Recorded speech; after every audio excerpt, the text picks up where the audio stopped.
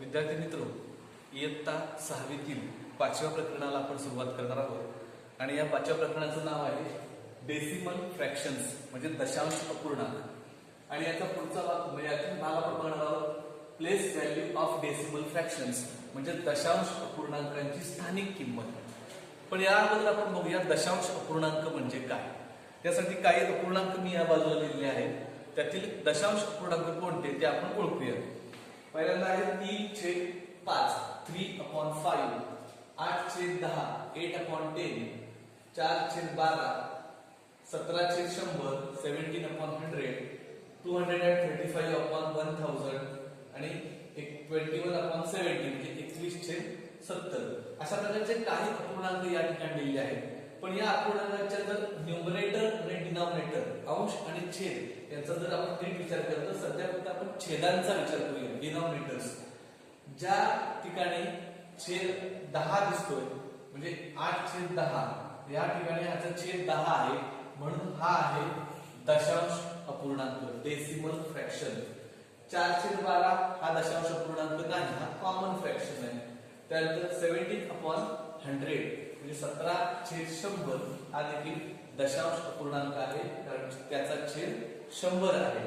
235/1000 235/1000 हा देखील दशांश अपूर्णांक आहे आणि 21/70 हा दशांश अपूर्णांक नाही, हा एक साधा अपूर्णांक आहे, कॉमन फ्रॅक्शन असं म्हटलं जातं।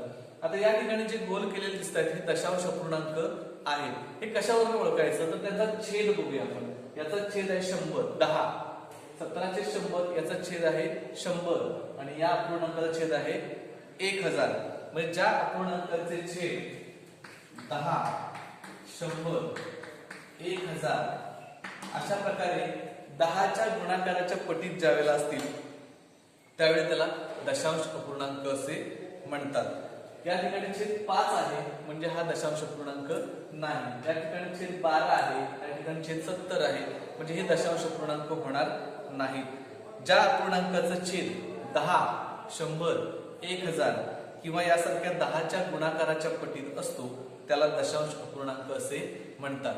In English the fraction which have denominators 10 100 thousands as any multiples of 10 are called decimal fractions.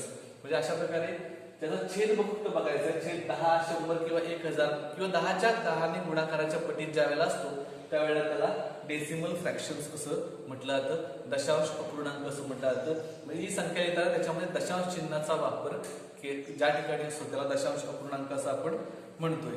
त्या ठिकाणी आपल्याला बघायचं आहे की place value of decimal fractions दशांश अपूर्णांकांची स्थानिक किंमत।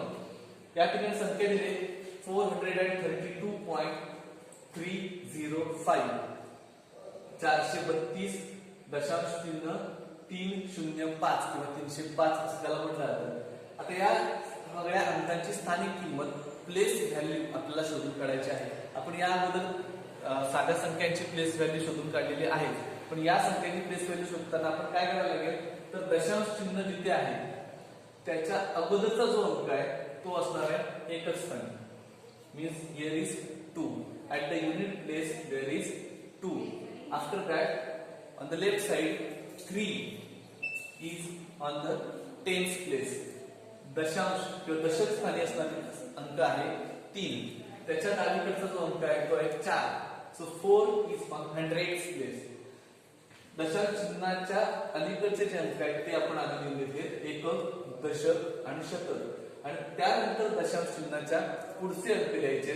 पुढचा अंक आहे 3 हा आहे दशांश या ठिकाणी म्हणजे टेन्स असं त्याला आपण म्हणतोय। त्यानंतर पुढचा आहे 0 हा अंक आहे शतांशी असताना म्हणजे हंड्रेड्स असं आपण त्याला म्हणतोय। आणि पुढचा अंक आहे 5 which is on the thousands place सहस्त्रांश असं त्याला म्हटलं आहे। म्हणजे हे अंक आपण फक्त या ठिकाणी लिहून घेतले। आता याची प्लेस व्हॅल्यू स्थानिक किंमत हे आपण या अगोदर देखील काढली होती, पण आता आपण डेसिमल पॉइंटच्या पुढच्या अंकांची स्पेशलिटी आपण बघतोय। तर या एकक दशक शतक यांची प्लेस व्हॅल्यू आपण याच्या अगोदर बघितलीच आहे, त्याप्रमाणे आपण लिहूया। एकक स्थानचा अंक हा आहे कसा लिहिला जातो दशस्थानचा अंक जो असेल त्याला 10 ने गुणायचा आहे. म्हणजे 3 गुणिले 10 जर म्हटलं तर त्याची प्लेस व्हॅल्यू म्हणजे स्थानिक किंमत येते 30. शतक स्थानच्या अंकाला 100 ने गुणायचं आहे. म्हणजे 4 ला जर 100 ने गुणलं तर त्याची प्लेस व्हॅल्यू येते 400 400. आता दशांश, आता या 3 ला किती गुणायला लागेल तर 3 ला 1/10 ने गुणायचं. 1/10 ने जर आपण 3 ला गुणलं तर 3/10 असा एक अपूर्णांक आपल्याला सापडतो. म्हणजेच काय तर याची प्लेस व्हॅल्यू 3/10 आहे 3/10.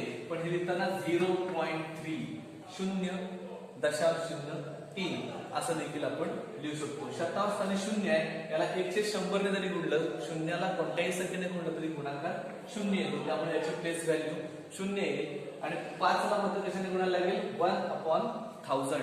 1/1000 ने 5 ला गुणलं तर उत्तर येते 5/1000 मीन्स 5/1000.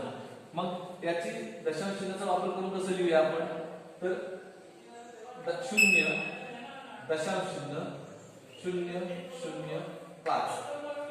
कारण हा अंक 1000 स्पेसला आहे त्यामुळे 10 स्पेसला 0 येईल, 100 स्पेसला 0 येईल आणि 1000 स्पेसला मात्र 5 येईल. अशा प्रकारे की त्याची प्लेस व्हॅल्यू आपल्याला दिसून येते. प्रॅक्टिस सेट 14 सराव संच 14 मध्ये पहिला प्रश्न या अशाच प्रकारे आपण सोडवायचा